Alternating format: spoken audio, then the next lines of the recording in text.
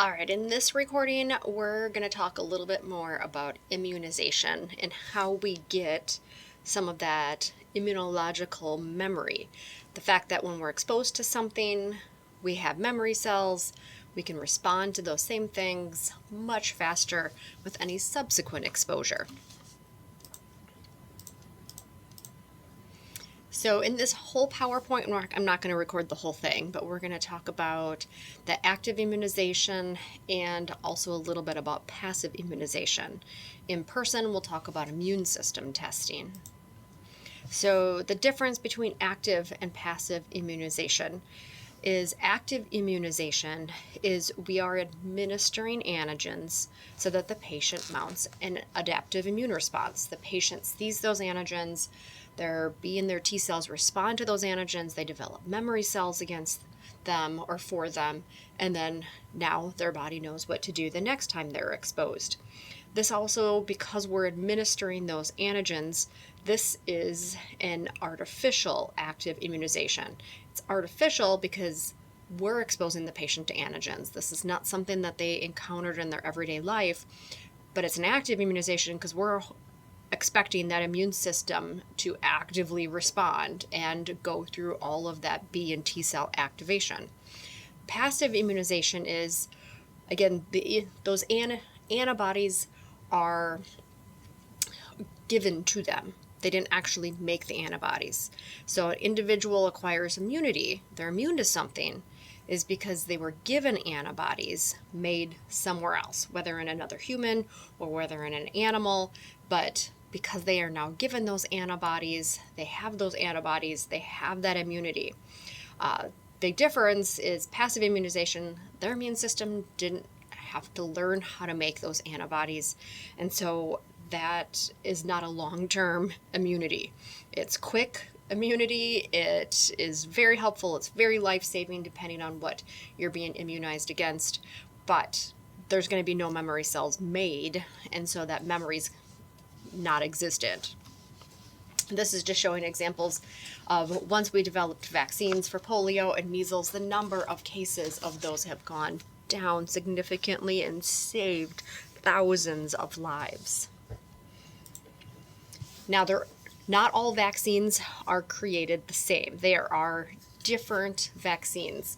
And so these next couple slides talk about how different vaccines are formed. So the first vaccine is called an attenuated or modified live vaccine.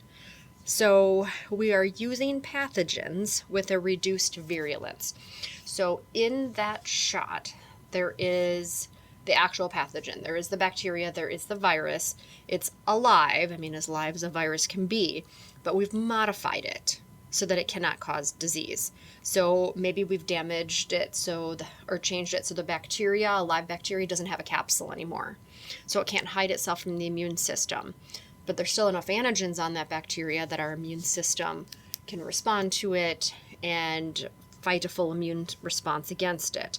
Maybe it's a virus or a bacteria that makes a toxin, and we've changed it so that it no longer can make a toxin. So it's a reduced virulence. So it's not causing disease, but because it's still a living organism, it still is going to have a really strong immune system response. Partly is because that organism could be reproducing for a short period of time, and your immune system is going to mount a stronger response when there's more of those pathogens in the body. Again, we've changed it. That's where the attenuation comes from, is we reduce the virulence. Sometimes we treat these organisms with radiation, sometimes they're genetically treated and changed so that they can't cause the disease that they normally would cause, but they're still a living organism. Because it's still a living organism we're putting in the body, even though it can't cause the disease that it's supposed to, you still might have a mild infection. You still maybe will have a slight fever, body aches, things like that. Now, a nice thing about a modified live or an attenuated vaccine is that you can actually, for a short time, spread that live organism to others by bodily fluids. For example, if I was given an attenuated live vaccine, that organism is in my body for a short time. I kiss my husband, maybe some of that virus is in the saliva. Now he's exposed to it. And so you can actually, and then his immune system reacts to that particular virus. And the virus is changed, it can't cause disease, but the immune system can still be triggered. So it's kind of neat that you can actually spread your immunity to others. Now, we do not give this particular vaccine to everyone. And the two main groups that we don't give it to are pregnant women and those that have a weak immune system. Pregnant women is because there's always kind of that question of, well, it is a modified living organism. Could it have any effect on the fetus? And because there's that question mark of could it, we just don't. We don't even take the chance. We're not going to do testing to see, does it damage this fetus and not another? So we just don't do modified live vaccine for pregnant women. And we also don't do it for those that have weak immune systems. Because this does have a strong immune response, it is a living organism, we're expecting a strong immune response. And if you have a weak immune system, you're not going to develop a very strong immune response. You're probably not going to get a lot of memory cells, and you're probably going to have some more kind of those mild infection type symptoms. Still is not causing the same disease because it's still a reduced virulence pathogen, but because they can't give that strong immune system response, we don't give it. An example of a modified live vaccine that can be given is the vaccine for monkeypox, which actually is the vaccine for smallpox. It is one of the reasons that if you go to the doctor, sometimes they'll ask you if you've had contact with anyone that's had that vaccine, because it is a modified live, which means maybe you have contact immunity to it. And you can also get the flu vaccine as a modified live. That would be the one if you're doing with the nasal spray, is a modified live. Another kind of vaccine is inactivated or killed. So it is not alive, it's not able to cause disease whatsoever. We've killed the bacteria, it cannot reproduce. We've killed the virus, as much as we can kill a virus. And not only because we have killed it, we can actually break it apart. And so instead of putting a whole bacteria cell that we've killed in the body, maybe we just put parts of the bacteria cell in there. Again, enough that there are small little epitopes, little antigens that our immune system can recognize, mount immune responses against it, and is ready in case that a live organism later in the future gets in the body. It's safer because there's zero chance that it could ever cause disease. It can't replicate, can't revert, can't mutate. It cannot cause disease. It's dead. It does not resurrect itself. But there is a weaker immune system response, partly because it can't replicate because it's a dead organism. We're putting something dead in there. And so you're not going to have a strong of immune system response if you just don't have as many of that antigen in the body, because whatever's in the body is just whatever was in that shot. So a lot of inactivated or killed vaccines require multiple doses. And a lot of times they also contain something known as an adjuvant.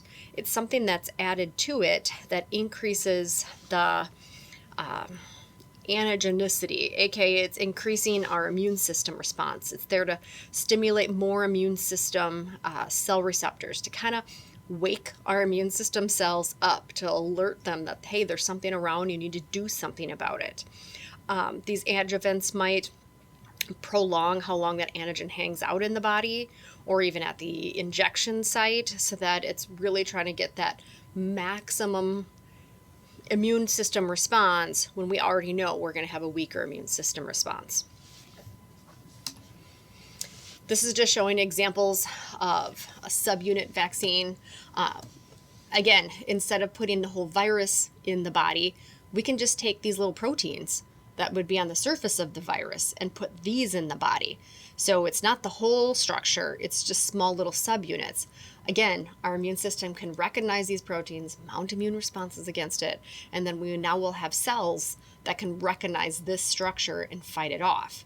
However, it's not the whole thing. And so it usually requires multiple doses, but it still is more effective than not any vaccine. Another type of vaccine are called toxoid vaccines. It's the immune system is going to respond against a toxin versus the antigen slash pathogen itself. Again, it's not always a bacteria that's going to cause damage and kill you. It's the toxin the bacteria makes that actually causes all the damage. An example is tetanus. It's not the tetanus bacteria that causes damage. It's the toxin that tetanus bacteria makes that makes it so deadly. And so we can actually take these toxins, we can modify them so that they can't cause harm that they normally would. And then that is what's put in the vaccine so that our immune system, if that bacteria would ever get in the body, our immune system can now recognize the toxin and create antibodies against that toxin so that inactivate or neutralize the toxin so the toxins can't do the damage. Again, it's just toxin. It's like a subunit type of vaccine. There's not a lot of epitopes. There's not a lot of things it's just really stimulate our immune system. And so usually these require multiple doses. Examples of a couple bacterial diseases that we do toxoid vaccines for: tetanus and diphtheria. Now we're also getting closer, and every year we seem to get a little bit more of these, are combination vaccines, which means we combine a whole bunch of antigens from a bunch of various things, whether they're toxoids, so they're against toxins, or inactivated pathogens, and then we administer them all together in one shot. Example, your MMR is measles, mumps, and rubella. Instead of getting a separate shot for measles and a separate shot for mumps and a separate shot for rubella, we can get one shot that has antigens from multiple different organisms. It can stimulate our immune system. Our immune system can recognize all the different antigens from those different bacterial pathogens and then mount immune responses against it. So if you are exposed to any of those in the future, you're ready for all of them. We now have, just in the last couple years, a new vaccine that's come out called Vaxelis that is actually against 6 different pathogens. In one combination vaccine, it is effective against tetanus, hepatitis B, polio, diphtheria, Haemophilus influenza type B, and pertussis. So it's like everything. It's called a hexavalent because it's against 6 different things. Again, big benefit is it's just one shot. Even as a parent, it's traumatizing taking your kid in and they're getting all of these different shots. They don't love it. No one does. But if now it's just one shot that protects them against 6 different things, it's more likely to be given. Now, a lot of our vaccines, we're starting to use genetics. We're starting to sit there and figure out, well, how can we make the best, most effective vaccine out there? And so it's called recombinant gene technology. So depending on what it is that we're trying to fight off. So if this is my pathogen, this virus, and we want our immune system to be able to recognize this virus in the body, well, we can actually take a snippet of a gene out. And make it so if this is the gene that makes this particular virus deadly, we remove the gene. And now we can put this virus in the body because we removed the gene. We can also find the gene. If this is the little antigen, the little red circle on the surface of this bacteria, this is the antigen that we want our immune system to recognize. Instead of putting the whole bacteria in the body, we can find the gene of this bacteria that codes for how to make that antigen. We can remove that gene, it's the DNA, put it in any cell we want, and then any cell can make that particular antigen, that little red circle. And it's these little proteins that could also be put into our body. Our body then recognizes these little red circles, and anything like this particular bacteria that ever would make it into the body, our immune system would know how to fight it off. So we're figuring out ways on trying to find what is it that makes something pathogenic. How can we find the gene that codes for just that one little thing that we want our immune system to recognize? It makes a safer vaccine. Instead of putting a whole live organism in the body, let's either neutralize it or let's just put that one small little antigen in there so our immune system knows how to recognize it. Oh, I did have stuff written on here.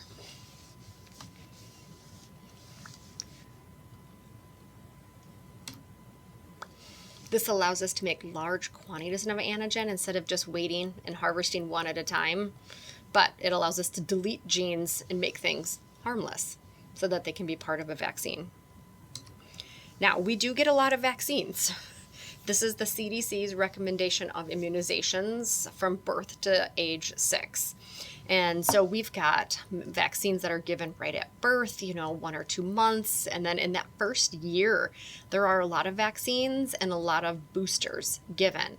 Again, a lot of these vaccines require boosters, but also that infants are still developing their immune system. And so they're not going to have really strong immune system responses right away. But we want their immune system to know and see these things, because if they are exposed to it because they don't have a strong immune system yet, because they're still growing, they're going to suffer more severe consequences. So maybe they don't have a super strong immune system response to the first vaccine, but they've got some response. And so if they were exposed to it before a booster, at least they're going to have a little bit of memory, not a lot. That's why we give so many boosters right away. The yellow just means, somewhere in this age, you get additional boosters. And vaccines don't start or stop when you end at the age of 6. This is just showing 7 to 18 years. A lot of these are getting boosters or getting the flu vaccine every year. And so more vaccines. And then it still doesn't end when you become an adult. There's things we still want to get: your annual flu shot, annual or biannual, triannual COVID vaccines as they keep updating. But a lot of it is still getting boosters. If you're traveling somewhere, maybe you need new vaccines. It's additional boosters, things like that. A lot of vaccines are made and they're mass produced. It's the cheapest way to do it. But one of the places, if you're making a vaccine against viruses, a lot of those viruses are actually grown in chicken eggs. Again, a chicken egg is one cell. That's a really big cell, but it is one cell. It's an egg. It's one cell. And viruses, to reproduce, have to hijack a cell, and then that cell becomes a virus-producing factory.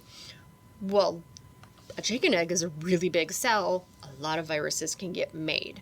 And so we can grow viruses in chicken eggs, and then we can remove them, we can modify them, we can deactivate them, and then they become part of the vaccine. But it is one of the reasons why they ask with certain vaccines, do you have any allergies to eggs? And it's because that particular vaccine, the virus may have been grown in a chicken egg. And if there are any egg fragments whatsoever that still end up in the vaccine, we don't want you to have a reaction to the egg particles whatsoever. So if you're allergic to eggs, that's why they're asking. If you're wondering why getting a vaccine has anything to do with you having allergies to eggs. Now, vaccine safety, again, we're always looking, is there any risk? Well, a mild toxicity is the most common risk when you're getting a vaccine. Again, you are still putting a foreign object in the body and expecting our immune system to respond. And that's exactly what we want it to do. When your immune system is responding, it is now working overtime. It's activating B cells, activating T cells, making plasma cells, making antibodies, making memory cells. All of that, because your immune system is at work, causes you to be tired, causes you to be fatigued, maybe you have a headache. It's your immune system's response. And we want you to have an immune system response, otherwise that vaccine's not doing anything and won't do anything. Now, because again, we are putting something foreign in the body, some people's immune system can overreact to it and cause them to have a full allergic reaction, putting them into anaphylactic shock. Again, it's their immune system is responding to that foreign object and thinks it absolutely should never be in the body and goes into overdrive. That's rare, and it's one of the reasons they've ever asked, have you ever had some type of anaphylactic shock or reaction to a vaccine? Because if you have, that means your immune system is a little too overly active, and then they will want to monitor you with any vaccine given. Depending on the vaccine you're given, if you have one of those attenuated viruses, means it's alive but can't cause disease. Again, because it's still that living organism in the body, it could cause a residual virulence, meaning you might have a slight fever, body aches, chills, things like that. It's not going to cause the full disease that it was supposed to, but you might feel a little tired and achy after having that. My little note on there is absolutely no evidence whatsoever that vaccines cause autism, diabetes, asthma, or anything else under the sun that you may read on social media.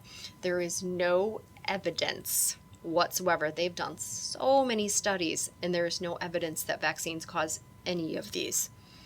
And I'm making, if you find something on social media, it's social media. Not a scientific journal that actually has data that supports any of it. This is just showing the odds that a child will have any type of severe allergic reaction to something like the MMR or the hepatitis B vaccines is 1 in a million, which means you are much more likely to make it to the U.S. Olympic team than you are to have any type of severe reaction. You're more likely to become a billionaire than you are to have some type of severe allergic reaction to a vaccine. And then we're going to flip gears and talk about passive immunization. Actually, I'm not. I'm going to talk about that in lecture because I wanted to talk about hybridomas in lecture. So that's as far as I'm going to get on this intro. The rest of it will finish up in lecture.